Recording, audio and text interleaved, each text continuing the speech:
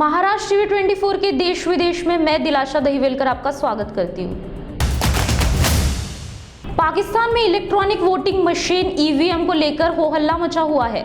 पाकिस्तान के science and technology मंत्री शिबली फराज ने मामले को लेकर कहा कि ईएमवी को हैक नहीं किया जा सकता है। उन्होंने ईवीएम को चुनाव के दौरान धांधली से बचने का सबसे बेहतर समाधान बताया है।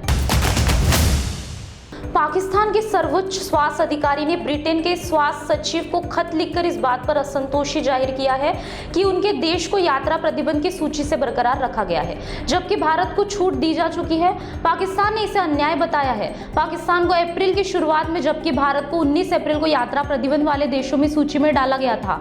भारत को कुछ अन्य देशों के साथ 5 अगस्त को इस सूची से बाहर कर दिया गया है, जबकि पाकिस्तान इसमें अभी भी बना हुआ है। दुनिया के सामने प्रदूषण सबसे बड़ा खतरा बनकर उभर रहा है। इसी तरह एक रिपोर्ट सामने आई है जिसे दुनिया भर के प्रदूषित शहरों और देशों के लिए तैयार की गई है। रिपोर्ट में बताया गया है कि साल 2020 में बांग्लादेश दुनिया भर के सबसे प्रदूषित देश था। इसके बाद पाकिस्तान, भारत, मंगोलिया थे। वहीं दुनिया के सबसे प्रदूषित शहर में यूपी के गाजियाबाद का नाम शामिल है।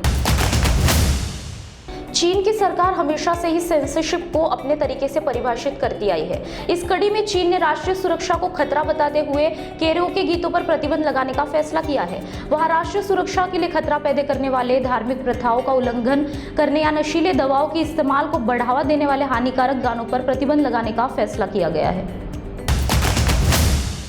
कृषि कानूनों की वापसी की मांग पर अड़े भारतीय किसान यूनियन के राष्ट्रीय प्रवक्ता राकेश टिकैत ने एक बार फिर से मोदी सरकार पर हमला बोला है। राकेश टिकैत ने कहा कि भारत में किसी राजनीतिक दल की सरकार नहीं चल रही, बल्कि कंपनी की सरकार चल रही है। उन्होंने कहा कि भाजपा ने चुनावी नारा दिया था कि अब की बार मोदी सरकार, लेकिन मोदी सरकार को कंपनी चला रही है, इसलिए ये सरकार कंपनी की सरकार है।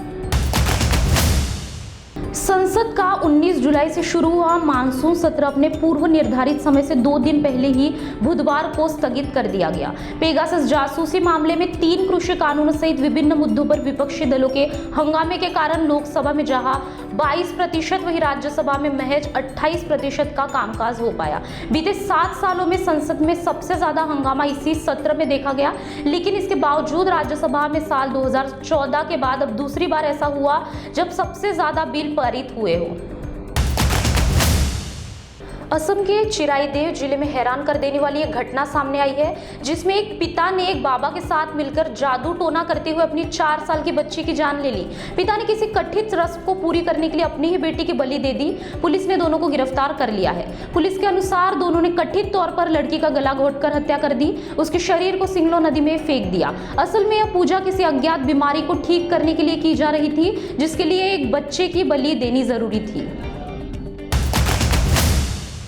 देश विदेश में आज के लिए बस इतना ही। आप देखते रहिए महाराष्ट्र टीवी 24। नमस्कार।